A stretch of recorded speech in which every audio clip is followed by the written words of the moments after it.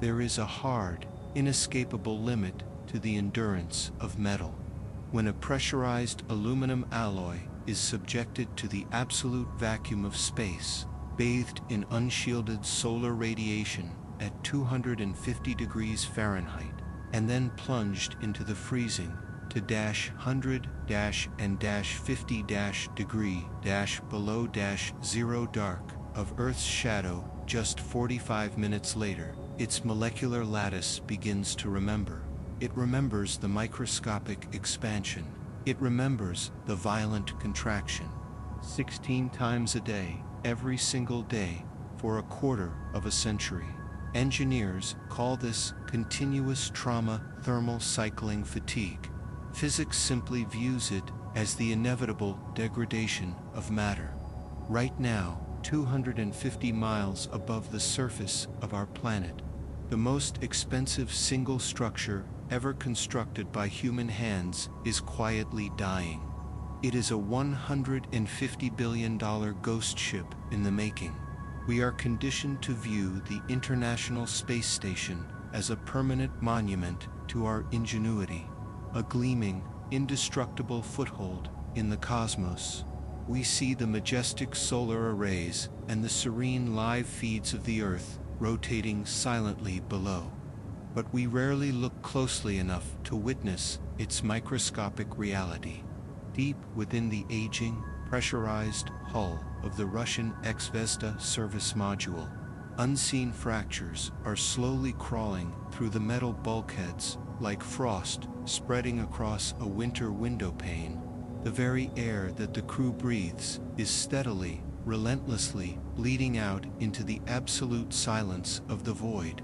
This is not merely a political dispute, nor is it a temporary malfunction that can be permanently patched with another spacewalk or a fresh shipment of orbital sealant. It is an engineering terminal illness. The materials themselves are failing at the atomic level. They are yielding to the relentless, invisible violence of low Earth orbit, a harsh domain dominated not just by temperature extremes, but by the abrasive bombardment of atomic oxygen, a highly reactive plasma that quietly strips away the station's exterior skin, molecule by molecule.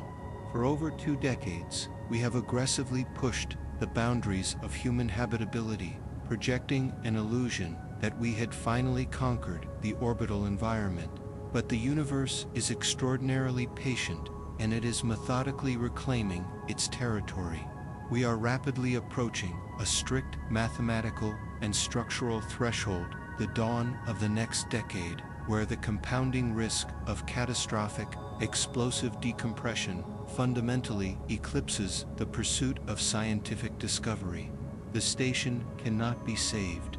The physics of material failure will not negotiate with our ambitions. To understand exactly why our greatest orbital achievement is destined to be deliberately driven into the atmosphere to burn, we must look past the romance of human spaceflight.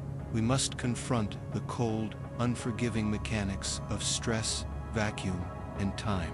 If you seek the unvarnished truth in the dark, and if you demand the uncompromising reality of our place in the cosmos, subscribe and join us on this journey.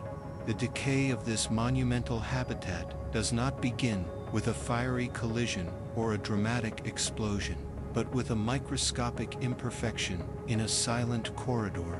To understand why a 1-100-50-billion-dollar masterpiece of engineering faces an absolute death sentence, we must first dismantle our deeply flawed intuition about what space actually is. We are brought up on a diet of cinematic science fiction that portrays orbital flight as a smooth, effortless glide through an empty, peaceful room. We watch astronauts float weightlessly, smiling in a state of apparent perpetual rest. This imagery creates a profound psychological illusion. The belief that once an object escapes the dense thicket of Earth's atmosphere, the laws of terrestrial wear and tear simply cease to apply. This is a dangerous misconception. Space is not a sanctuary of stillness. It is a dynamic, high-energy crucible of pure, unadulterated friction, stress, and kinetic violence. The first law of our misplaced intuition tells us that the International Space Station is far enough away to be free of Earth's grasp. In reality, at an altitude of 250 miles, gravity is still remarkably potent, retaining roughly 90% of its surface strength. The station does not float because gravity has vanished. It remains aloft because it is in a state of continuous, violent, perpetual fall. To avoid crashing back into the oceans, the station must travel at a mind-boggling velocity of 17,500 miles per hour. That is nearly 5 miles every single second. At this speed, the environment changes from a passive vacuum into a relentless abrasive. Historically, humanity's understanding of this orbital reality was forged through hard mathematical calculations and tragic experimentation. When early pioneers of astronautics, like Konstantin Tsiolkovsky and Hermann Oberth, filled notebooks with the cold equations of rocket propulsion in the early 20th century, they were primarily concerned with the immense energy required to break free from the planet. They calculated mass ratios, specific impulse, and escape velocities. They viewed the atmosphere as a barrier to be pierced, a dense wall of air that, once breached, would give way to the smooth, frictionless heavens. What they could not fully anticipate was the sheer, brutal chemistry and physics of the boundary layer where the Earth's atmosphere fades into the void. Low Earth orbit is not a perfect vacuum. It is populated by an incredibly sparse, yet highly destructive cloud of highly reactive particles. The most insidious of these is atomic oxygen. On the surface of the Earth, the oxygen we breathe consists of two atoms bound tightly together as a stable molecule. However, in the upper reaches of the thermosphere, intense, unshielded ultraviolet radiation from the sun mercilessly breaks these molecules apart. The result is a hyperreactive plasma of single oxygen atoms. As the space station plows through this invisible mist at 5 miles per second, it collides with these atoms with immense kinetic energy.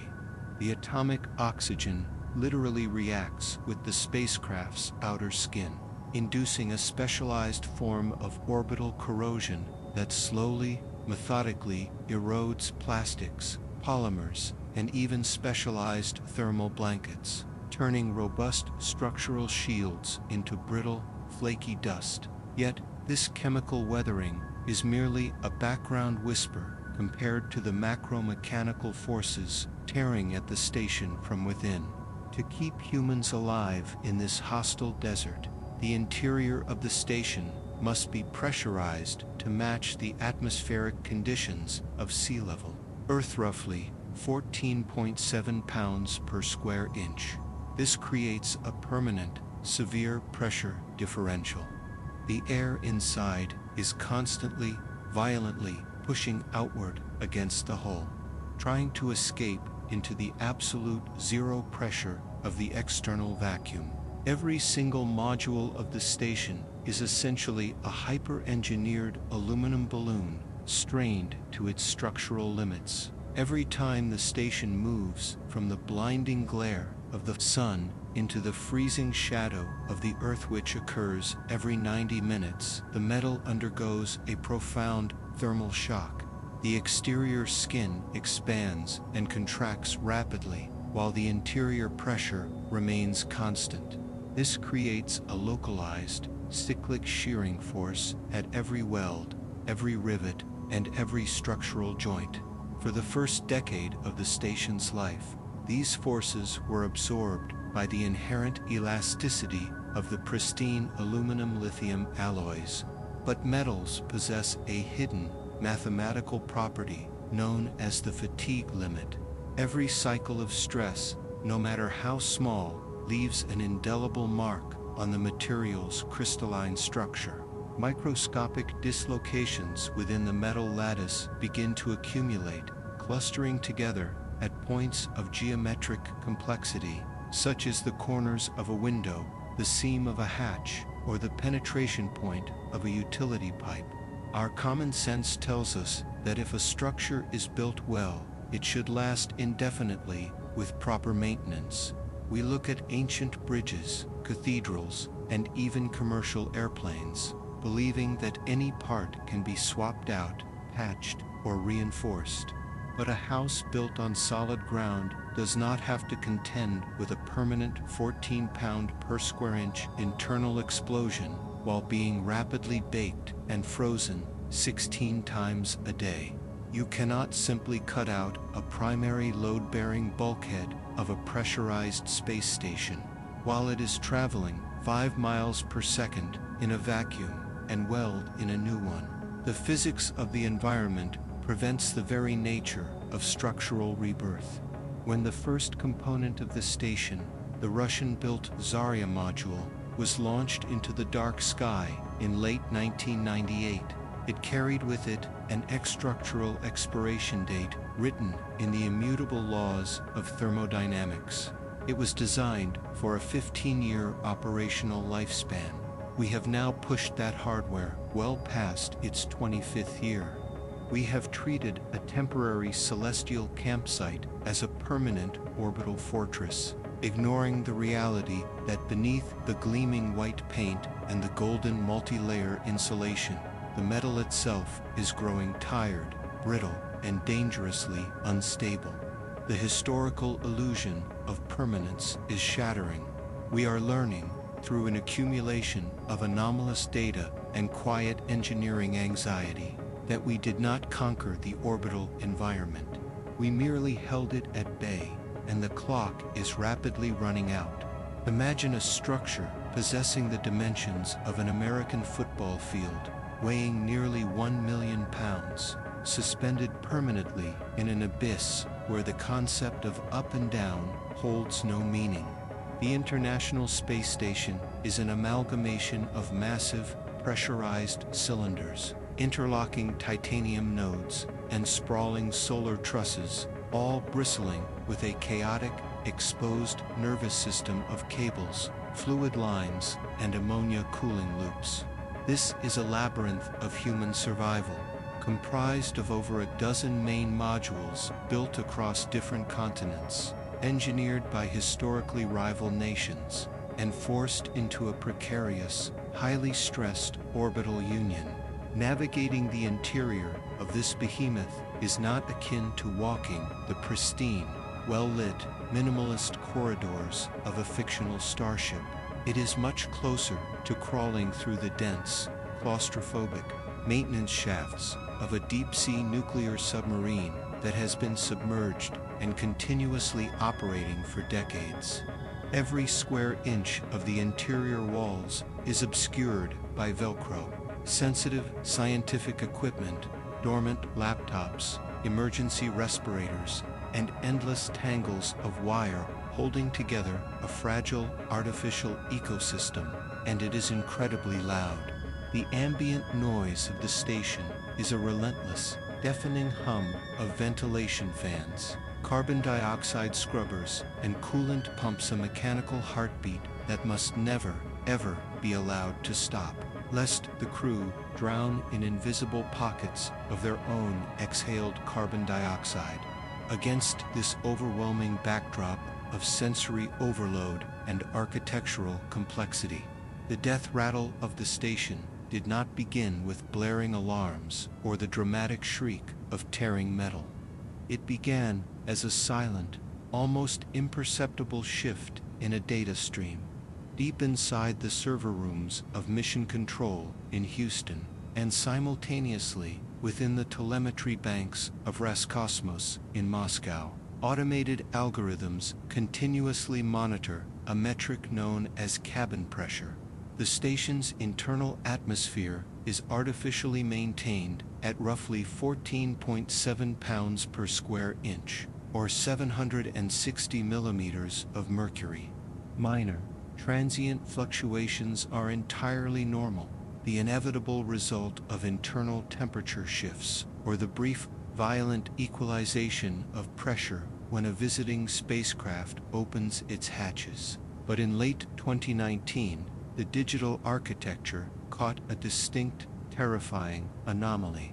The numbers were dropping. It was a statistical whisper, a gradual loss of mere fractions of a millimeter of mercury over a period of weeks. In the unforgiving, absolute zero pressure of the orbital environment, a steadily falling number on an atmospheric gauge is the ultimate harbinger of doom. It meant the impossible barrier had been breached. The fortress was bleeding. Locating the source of this microscopic pressure decay is an engineering nightmare of unfathomable proportions. Imagine attempting to find a single microscopic pinprick in the fuselage of a commercial airliner, while the plane is actively flying at top speed, and the interior is packed floor to ceiling with fragile hardware and roaring machinery. You cannot simply step outside to inspect the hull. The vacuum of space instantly disperses any escaping gas, leaving no visual trace. Furthermore, the pressurized aluminum shell of the station is entirely completely hidden beneath thick, specialized thermal micrometeoroid garment shielding, dense layers of Kevlar, Nextel ceramic fabrics, and reflective mylar designed to absorb the impact of microscopic debris. A fracture in the primary pressure vessel would be entirely invisible from the exterior, buried beneath inches of highly engineered, impenetrable armor. The hunt required a terrifying and methodical protocol. To track the invisible leak, the crew was forced to systematically isolate the sprawling labyrinth. One by one, they closed and locked the heavy, airtight metallic hatches between the modules, effectively trapping themselves within the forward United States orbital segment while they monitored the pressure gauges of the isolated Russian sections. It was an exercise in claustrophobic mathematical elimination. By sealing bulkheads and watching the cold, digital readouts of the isolated atmospheric sensors, they could wait to see which specific sealed room was losing air. Days bled into weeks. Finally, the telemetry pointed unequivocally to the very aft end of the station, to the oldest and most structurally burdened section of the Russian segment, the Zvezda service module, and specifically to a small cylindrical transition chamber known as the PRK. The PRK chamber is not merely a storage closet, it is a critical structural bottleneck. It is the vital vestibule that connects the main, habitable living quarters of Zvezda to the aft docking port, serving as the primary gateway for the uncrewed Progress cargo ships that regularly arrive to deliver the station's lifeblood of compressed oxygen, drinking water, and orbital replacement parts. To understand the gravity of a material failure in this specific location, you must dissect its history and its architecture. The walls of the PRK are forged from a specific Soviet-era aluminum magnesium alloy, designated under the metallurgy code AMG6. This specific metal was milled, shaped, and welded in the mid-1990s. It sat in terrestrial hangars before enduring the bone-rattling, acoustic vibrations, and intense G-forces of a Proton rocket launch in the year 2000. It has been subjected to the unforgiving thermal cycles of low Earth orbit for well over 2 decades, but isolating the leak to a single module was only the first, crude step. The PRK is a cluttered, heavily equipped cylinder. How do you find a microscopic fracture in a metal wall hidden behind internal paneling, obscured by heavy utility piping, in a zero-gravity environment where the continuous, necessary airflow of ventilation fans masks all other atmospheric movement? Acoustic sensors, designed to listen for the ultrasonic hiss of escaping air, were deployed, but the ambient mechanical noise of the station severely limited their effectiveness. The eventual solution was a desperate, brilliant hybrid of advanced telemetry and ancient analog simplicity, with the heavy hatches sealed and the module's noisy ventilation systems temporarily shut down to create a dead-air environment. The cosmonauts resorted to opening packets of loose tea leaves. They released the dry, fragmented leaves into the weightless center of the PRK chamber and floated perfectly, agonizingly still. They watched, recording the scene with high-definition cameras, as the tiny, weightless particles drifted through the eerie silence, caught in the microscopic, invisible current of the escaping atmosphere.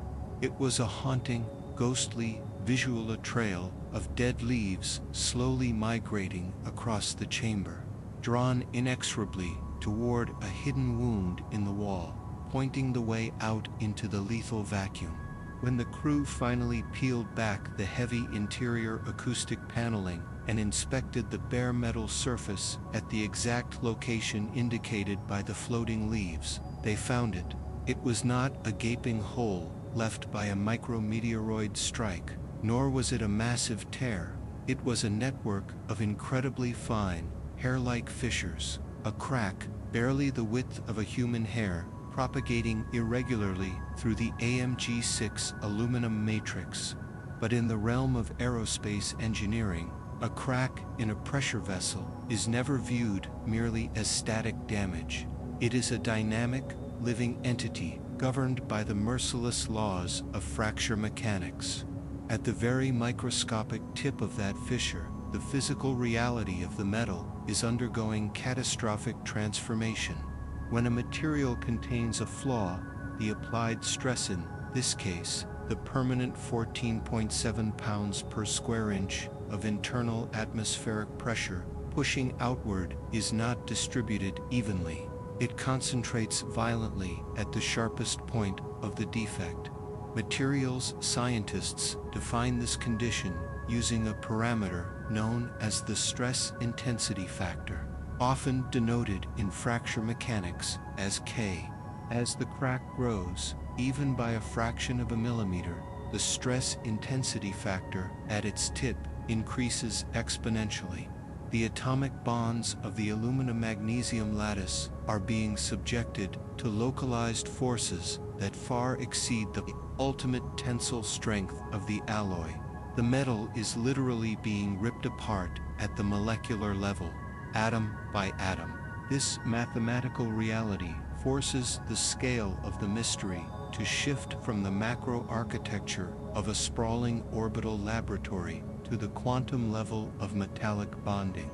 Why is this specific AMG-6 alloy failing in this specific manner at this specific time? To answer this, engineers on Earth must pore over scanning electron microscope imagery of similar fatigued metals and model the crystalline structure in supercomputers. The prevailing, deeply concerning theory involves an insidious phenomenon known as stress, corrosion, cracking, violently exacerbated by the station's orbital mechanics. Every 90 minutes, the International Space Station crosses the Terminator line, transitioning from the freezing, absolute shadow of the Earth into the blinding, unfiltered glare of the sun. The exterior metal heats up rapidly and expands. 45 minutes later, it plunges back into darkness and violently contracts. This microscopic, rhythmic breathing of the station forces the hidden crack to open and close over and over again, grinding the jagged, crystalline faces of the fissure against each other. Furthermore, there is a terrifying hypothesis circulating among materials scientists regarding the atomic oxygen present in low Earth orbit. Microscopic amounts of this highly reactive plasma may be migrating into the very tip of the fracture, interacting with the exposed aluminum and magnesium atoms, chemically embrittling the alloy and fundamentally accelerating the propagation rate of the crack. This leads to the most dreaded concept in the structural engineering of pressurized vessels: catastrophic unzipping. A pressurized metal cylinder does not leak politely and linearly until it is empty. It follows a non-linear decay curve. If a fracture reaches a specific critical length threshold dictated by the toughness of the metal and the magnitude of the internal pressure, the structural integrity of the surrounding hull collapses instantaneously. The crack propagation velocity jumps from millimeters per month to the speed of sound in metal. The internal atmospheric pressure of the station would violently tear the hull wide open, instantly venting the entire atmosphere of the module into the vacuum in a fraction of a second, destroying any internal equipment and killing anyone trapped inside before they could even register the pressure drop. The raw telemetry data tracking the leak rate painted an increasingly grim and unrelenting picture. In the early stages of the anomaly, the station was losing approximately 220 grams of air per day. While concerning, it was a manageable nuisance. The environmental life support systems could comfortably replenish that volume using the massive pressurized nitrogen and oxygen tanks delivered by automated cargo ships. It was a slow bleed that could be treated with regular transfusions. But the physical universe is completely indifferent to our mitigation strategies and our logistical supply chains. By early 2024, the situation deteriorated with terrifying speed. The telemetry data spiked dramatically. The leak rate accelerated, bypassing previous models, and at one point reached an astonishing, unsustainable loss of over 3.7 pounds of atmosphere every single day. The bleeding was intensifying, proving that the fracture network was actively growing under the unrelenting stress of the vacuum. The engineering response from the ground was immediate, desperate, and ultimately a demonstration of our limitations. Cosmonauts were instructed to apply highly specialized aerospace sealants, heavy-duty space-grade epoxy resins, and even custom-machined mechanical patches designed to physically compress the metal, bridge the gap, and halt the progression of the fissure. They meticulously cleaned the surface, applied the compounds, and waited. For a time, the sensors would stabilize. The pressure decay curve would flatten. The ground controllers in Houston and Moscow would breathe a collective sigh of relief, logging the anomaly as resolved. But the relief was always a temporary illusion. Weeks or months later, the cold, digital readout of the atmospheric sensors would inevitably begin its slow, inexorable drop once again. The patches were not failing because of poor application. They were failing because the metal beneath them was actively dying. The cracks were not just reopening, they were migrating around the sealants. The stress denied its original pathway, simply redirected itself through the weakened atomic lattice, forging entirely new fissures adjacent to the heavily patched areas. The structural disease was metastasizing, spreading blindly through the bulkheads of the PRK chamber. This relentless, unstoppable cycle of patching and leaking forces us to confront a deeply unsettling reality about the fundamental limits of our technological supremacy. We possess the staggering economic and intellectual capability to design, fund, and build a $100-and-$50 billion machine. We possess the godlike orbital mechanics required to assemble it in pieces while traveling at Mach 20. But we are fundamentally powerless against the immutable, patient laws of thermodynamics and entropy. The International Space Station is not a rigid, permanent monument. It is a highly stressed, dynamically loaded organism, and its skeletal structure is succumbing to a terminal decay that no amount of human ingenuity can reverse. We are fundamentally trapped by the architecture of our own ambition. When the general public and even seasoned policymakers envision the International Space Station, they imagine a modular utopia. We have been conditioned by decades of aerospace animation and simplified diagrams to view this structure as a set of cosmic building blocks. The intuition is straightforward. If a block is cracked, you simply unbolt it, detach it, and snap a new one into its place. This is the grand illusion of modularity. It is a comforting fiction that completely ignores the agonizing reality of deep-time orbital mechanics and the metallurgical fusion that occurs when thousands of tons of hardware are locked together in the void for a quarter of a century. The paradox we now face is that the station is simultaneously a collection of independent modules and a single organically fused monolith. You cannot simply decouple the aft end of the Zvezda service module.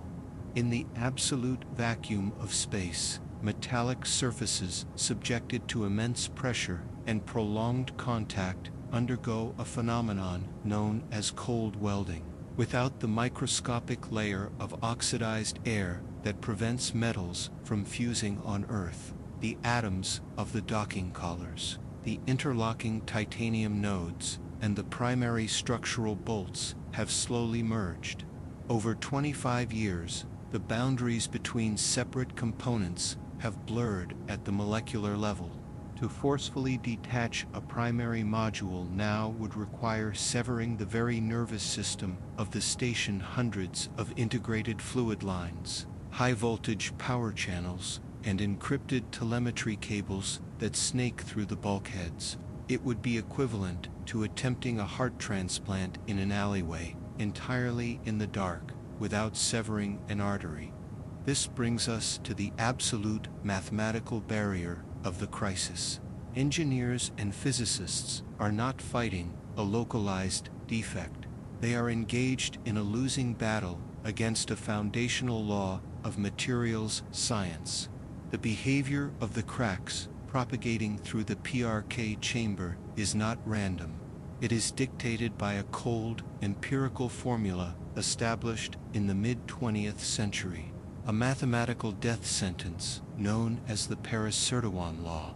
To understand the sheer inevitability of the station's structural failure, we must look at the math that governs the lifespan of every pressurized vessel ever built. The rate at which a microscopic crack grows under the relentless thermal cycling of low Earth orbit is expressed by the differential equation RAC equals C delta Km. In this equation, A represents the length of the crack, and N represents the number of fatigue cycles every single time the station moves from the burning sunlight into the freezing orbital night. The term RAC is the rate of crack growth per cycle. It is the exact speed of the station's demise. On the right side of the equation, C and Mr. Specific Material Constants of the Soviet era IMG says alumino-magnesium alloy. But the true terror lies in delta K, the range of the stress intensity factor at the crack's microscopic tip. This equation dictates a nonlinear nightmare. As the crack lengthens, as A increases the stress intensity factor, delta K increases exponentially. Because delta K is raised to the power of M, the growth rate of the crack accelerates violently with every passing day. It means the damage is not growing at a steady, predictable pace. It is compounding. For years, the growth rate was microscopically slow, lulling ground control into a false sense of security. But we have now crossed the mathematical threshold where the curve aggressively the material is approaching fracture toughness, the absolute limit where the atomic bonds can no longer absorb the localized stress.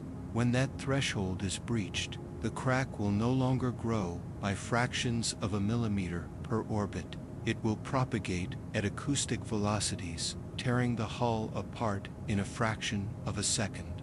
We cannot negotiate with the Paris-Sertawan equation. We can only watch its inevitable execution. This mathematical certainty has birthed a profound and highly classified symptom within the international scientific community. Behind the closed doors of mission control in Houston and the Roscosmos control centers in Moscow, a brutal theoretical impasse has paralyzed the engineering teams. They are separated not just by geography and geopolitics, but by fundamentally conflicting models of physical reality. NASA engineers, heavily relying on advanced supercomputer simulations and decades of empirical data from Western aerospace failures, look at the telemetry and see environmental fatigue. They argue that the entire PRK module has simply reached the end of its thermodynamic life. Their models suggest that the unrelenting barrage of atomic oxygen, combined with the extreme thermal shock of 90-minute orbital days and nights, has fundamentally altered the chemical structure of the aluminum. They view the entire aft section as a compromised shell, inherently dangerous, brittle, and beyond repair. Conversely, the Russian engineering teams propose a different etiology. They analyze the same pressure decay curves, but interpret them through the lens of localized mechanical trauma. They argue that the fissures are not the result of universal material exhaustion, but rather micro-vibrations and specific manufacturing flaws. Their theory points to the immense dynamic loads transferred through the hull during the violent, heavy docking procedures of uncrewed Progress supply ships over the last 20 years. They believe the cracks are localized anomalies, specific stress fractures that can be physically constrained if they can just find the perfect geometric patch. This is the ultimate scientific frustration. It is a diagnostic nightmare akin to analyzing a dying patient through a severely degraded network connection. The engineers are trapped on Earth, separated from the failing hardware by 250 miles of vacuum. They cannot run a metallurgical ultrasound on the exterior hull. They cannot bring the contaminated metal back to a terrestrial laboratory to put it under an electron microscope without destroying the station in the process. They are forced to deduce the atomic reality of the hull entirely through abstract telemetry pressure differentials, acoustic sensor echoes, and the agonizingly slow visual feedback of cosmonauts floating tea leaves in a sealed room.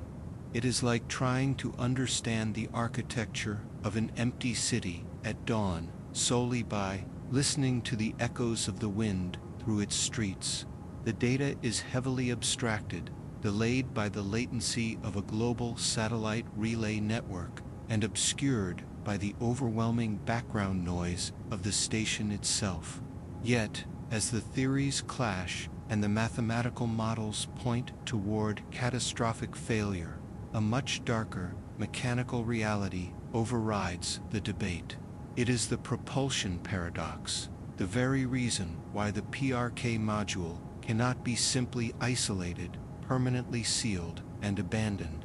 If the International Space Station were truly floating in a perfect vacuum, we could lock the heavy titanium hatch to the PRK, seal the dying chamber forever, and retreat to the forward modules. We could amputate the dead limb and survive, but the station does not exist in a perfect vacuum. At an altitude of roughly 250 miles, the station is constantly plowing through the thermosphere, the extremely tenuous but physically substantial outer layer of Earth's atmosphere, every second of every day. The massive solar arrays and the sprawling cylindrical modules are colliding with countless atmospheric molecules. This creates aerodynamic drag. This invisible friction acts as a relentless anchor, constantly robbing the station of its orbital velocity.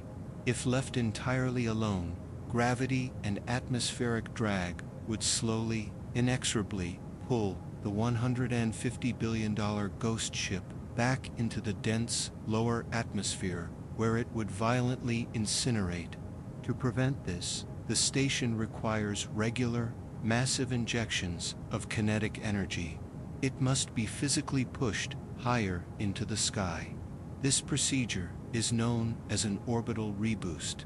Herein lies the fatal architectural flaw, the insurmountable barrier that seals the fate of the entire complex.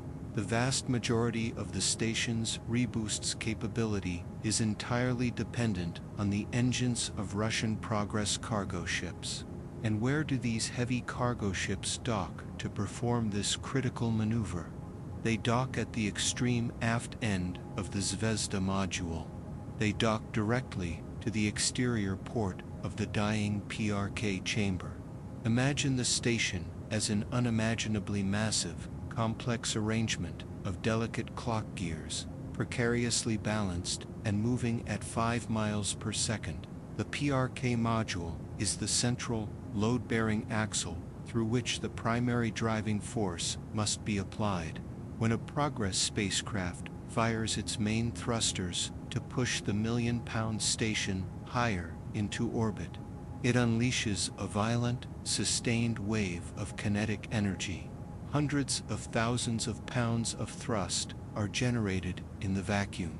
That immense mechanical force does not magically distribute itself across the station. It must travel linearly. The thrust physically pushes against the docking collar, and that force is violently transferred directly through the microscopic crystalline lattice of the PRK's aluminum walls. The energy must flow through the very bulkheads that are actively fracturing.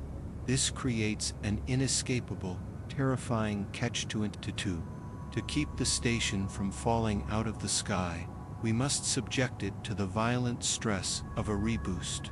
But every time we perform a reboost, we force immense mechanical loads through a localized structure that is mathematically proving it can no longer handle stress. If the engineers miscalculate the fracture toughness of the AMG6 alloy by even a fraction of a percent during a sustained thruster burn, the physical consequences will be instantaneous. The kinetic energy of the thrusters, meeting the compromised, brittle metal of the PRK, will cause the microscopic fissures to instantly unzip. The aft docking port will literally shear off the station under thrust. The sudden, explosive decompression will act as an unguided thruster itself, violently spinning the entire million-pound structure out of control, tearing apart the solar trusses and instantly condemning the crew. We are driving a massive, heavy vehicle down a winding mountain road in the dead of night. Our mathematical models and our pressure sensors are the headlights in the fog, illuminating just enough of the road to show us that the bridge ahead is crumbling. But we cannot hit the brakes. The laws of orbital mechanics require us to keep accelerating, to keep applying thrust through a broken chassis, simply to avoid plummeting into the abyss below. The engineers have attempted to mitigate this by altering the thruster profiles, commanding the automated cargo ships to fire their engines more softly, extending the burn times to reduce the instantaneous peak loads on the aft structure. They are trying to gently nudge the fragile behemoth rather than shove it. But this is merely a desperate optimization of a failing system. You cannot outsmart structural fatigue with software updates. Every soft burn still forces kinetic energy through a dying lattice of atoms. Every thermal cycle still widens the unseen gaps. The barrier we have hit is not a lack of funding, nor a lack of political will, nor a failure of human courage. It is a hard, physical boundary imposed by the universe. We built a machine to defy the Earth, and for 25 years it functioned as a masterpiece of sustained defiance. But matter has limits. We are now standing in the control rooms, watching the telemetry screens, trapped in a slow-motion realization that our supreme orbital architecture is actively consuming itself, and the very mechanisms required to keep it alive are the exact forces threatening to tear it apart. The revelation hidden within the microscopic fissures of the Zvezda module extends far beyond the immediate survival of a single space station. It fundamentally dismantles the prevailing narrative of human expansion into the cosmos. For over half a century, we have operated under the intoxicating assumption of linear progression, a manifest destiny of the stars. We believed that low Earth orbit was a conquered territory, a paved highway leading inevitably to the Moon, to Mars, and eventually into the deep, interstellar dark. The fracturing of the International Space Station is not merely an engineering setback. It is a violent collision with the absolute limits of our material reality. It is the universe bluntly informing us that we are not the masters of this domain. We are trespassers, and the environment is actively, methodically evicting us. When we confront the true consequences of this slow-motion structural failure, the timeline of our future collapses into a harsh, restrictive singularity. Consider the sheer kinetic energy stored within a million-pound object moving at 5 miles per second. If the Paris-Sertawan equation reaches its terrifying crescendo and the aft section of the station unzips during a reboost maneuver, the resulting catastrophic decompression will not simply vaporize the station into a neat, cinematic fireball. In the vacuum of space, explosions do not consume, they shatter. The station would be instantly reduced to tens of thousands of jagged, highly dense aluminum and titanium projectiles, expanding outward in a chaotic, unpredictable cloud of high-velocity shrapnel. This is the nightmare scenario of orbital mechanics, a threshold where the death of one machine effectively closes the sky for generations. Every piece of that debris, no matter how small, would become a hypervelocity weapon. A single 1-inch fragment of a shattered thermal radiator, traveling at orbital speeds, possesses the kinetic energy of an anvil dropped from a skyscraper. This cloud of debris would inevitably intersect with the orbital pathways of communication satellites, weather monitors, and early warning defense networks. Each subsequent collision would spawn thousands of new fragments, triggering an unstoppable, cascading chain reaction known as the Kessler syndrome. The Earth would be effectively quarantined, shrouded in an impenetrable, lethal swarm of our own pulverized ambitions. The loss of the station would not just halt scientific research, it would blind our modern civilization, severing the invisible data streams that govern everything from global finance to GPS navigation, violently plunging us back into a disconnected, analog era. The cracks in the PRK chamber are not just threatening an orbital habitat, they are holding the entirety of our modern technological infrastructure hostage. The psychological weight of this reality is actively crushing the individuals tasked with monitoring it. In the control rooms on Earth, engineers are forced to operate in a permanent state of high alert, cognitive dissonance. They must simultaneously run the day-to-day operations of a bustling scientific laboratory while constantly staring at the executioner's clock ticking down in the telemetry data.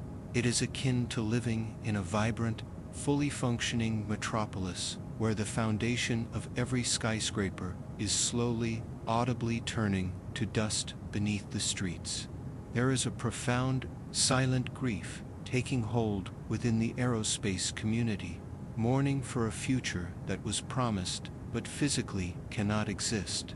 The engineers are not just trying to plug a localized atmospheric leak, they are desperately trying to hold together the crumbling ideology of an immortal spacefaring civilization. But even if we manage to safely control the demise of the station, navigating it through a controlled reentry before it shatters, the hidden consequences for our long-term future are profoundly sobering. The death of this orbital behemoth exposes a chilling truth about the concept of deep space exploration. For decades, we have stared at the red dust of Mars and envisioned sprawling, permanent colonies. We have mapped the frozen craters of the Moon, drafting blueprints for subterranean lunar bases. Yet, these grand multiplanetary dreams are predicated on the assumption that our engineering can endure the hostile environment of the void indefinitely. The dying bulkheads of the International Space Station prove otherwise.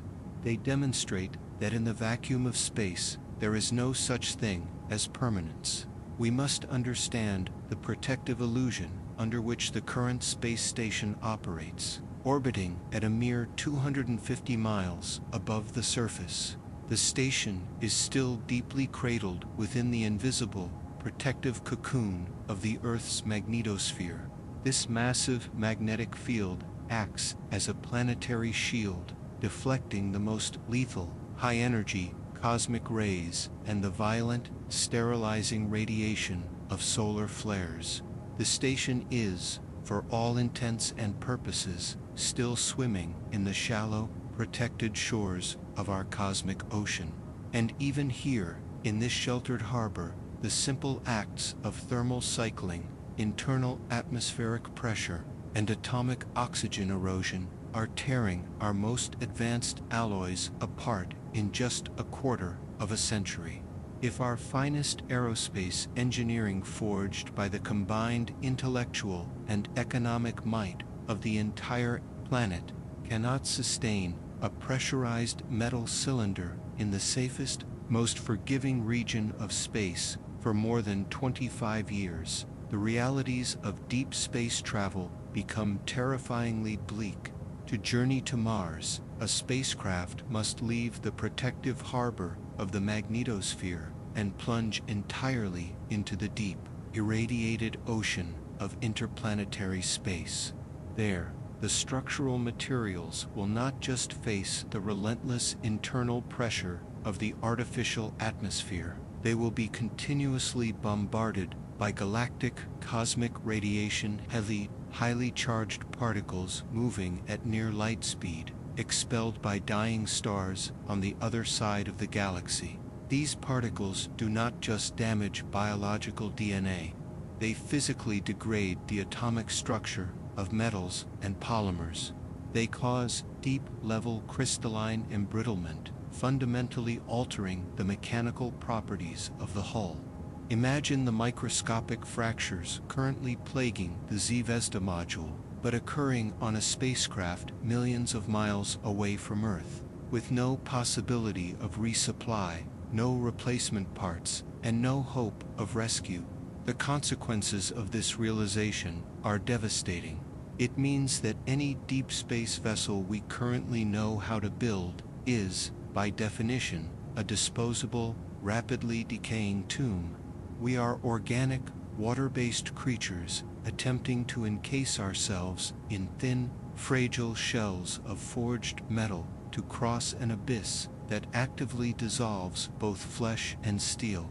The timeline of our cosmic expansion is not dictated by our courage or our software, but by the relentless, cold friction of entropy. On Earth, human monuments stand for millennia. The Great Pyramids of Giza endure because they are at equilibrium with their environment. They are stone, resting upon stone, under a stable atmosphere, but in the void, every engineered structure exists in a permanent, violent state of disequilibrium. Space actively hates complexity. It demands a return to nothingness.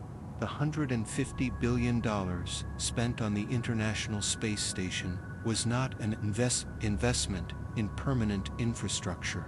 It was a temporary toll paid to the universe simply to briefly delay the inevitable triumph of entropy. Think of the latency of a global server network. When you send a signal across the planet, there is a microscopic delay, a physical limit governed by the speed of light bouncing through fiber optic cables. We accept this latency as a fundamental law of computing. The structural failure of the International Space Station is forcing us to accept a similar, inescapable latency in our physical exploration of the universe. The delay is not measured in milliseconds, but in the rapid, unavoidable degradation of our hardware. The cosmos has imposed a strict, mathematical time limit on how long we are permitted to exist outside the boundaries of our home planet. We can visit the void, but the void fundamentally refuses to let us stay. This forces a massive philosophical shift in how we perceive our place in the timeline of the universe. We are accustomed to thinking in human time days, years, generations. In human time, the 25-year lifespan of the space station feels like a significant, monumental era, but the universe operates on deep time, a scale where stars ignite and burn out over billions of years. Against the backdrop of deep time, our orbital fortress is nothing more than a momentary spark, a brief, microscopic flash of highly ordered matter that is instantly extinguished by the overwhelming, indifferent dark. The cracks propagating through the hull are not a malfunction. They are the universe aggressively correcting a temporary anomaly of order. To accept the death of the International Space Station is to accept a profound, humbling limitation on human existence. We are beginning to realize that the technological singularity, the idea that our machines will eventually make us immortal, capable of conquering any environment, might be a mathematical impossibility. The materials we pull from the earth, the ores we smelt, and the alloys we forge are fundamentally bound to the conditions of the planet that birthed them. When we take them into the void, they are alien, and the void breaks them down. We are learning that we cannot engineer our way out of the fundamental physics of the cosmos. As the data streams continue to show the undeniable widening of the microscopic fissures, the international space agencies have been forced into a grim, unprecedented logistical pivot. They are no longer planning for the expansion of the station. They are meticulously, quietly planning for its execution. The drafting of the deorbit plan is an exercise in controlled, apocalyptic violence. In the early 2030s, a specially designed, heavily fueled spacecraft, a mechanical undertaker, will dock with the station, not to repair it and not to resupply it, but to aggressively, deliberately fire its thrusters in the opposite direction of travel. It will act as a massive orbital brake, violently killing the forward momentum that has kept the station aloft for over 3 decades. As the velocity drops, the immense gravity of the Earth will take absolute hold. The station will begin a terrifying descent, plunging from the vacuum into the increasingly dense layers of the upper atmosphere. The friction of the air will not merely heat the exterior, it will subject the aging, compromised metal to temperatures exceeding 3,000 degrees Fahrenheit. The immense aerodynamic drag will violently rip the football field-sized solar arrays from their titanium trusses. The pressurized modules will glow with the intensity of a dying star before the catastrophic internal pressure and the external thermal shock cause them to simultaneously explode. The 1-100- and $50- billion dollar ghost ship will be reduced to a spectacular artificial meteor shower, raining molten debris into the remote, freezing waters of the South Pacific Ocean at a designated spacecraft cemetery known as Point Nemo. We are watching the slow, agonizing funeral march of our greatest achievement, governed by the unyielding math of fracture mechanics and the cold indifference of the vacuum. The death of the International Space Station is not a failure of engineering. It is a profound, unavoidable lesson in cosmic humility. For a quarter of a century, we looked up at that wandering star and convinced ourselves that we had carved out a permanent sanctuary in the dark. We believed that our mastery of mathematics and metallurgy had somehow exempted us from the fundamental laws of decay. But the microscopic fractures webbing through the Zvezda module tell a much older, much colder story. They are the physical manifestation of entropy, the slow, methodical heartbeat of a universe that fundamentally rejects permanence. On Earth, we are shielded from this reality. We walk among ancient ruins and towering skyscrapers, lulled into a false sense of architectural immortality. The planet protects its scars under layers of sediment, oxygen, and atmospheric pressure, but the orbital environment offers no such camouflage. In the vacuum, the decay is naked, immediate, and mathematically precise.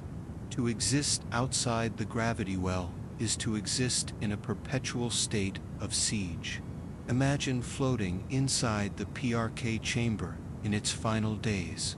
You are surrounded by the deafening, mechanical hum of life support, suspended in an artificial ecosystem, yet you are separated from the lethal, absolute zero of the void by a dying aluminum shell barely thicker than a coin.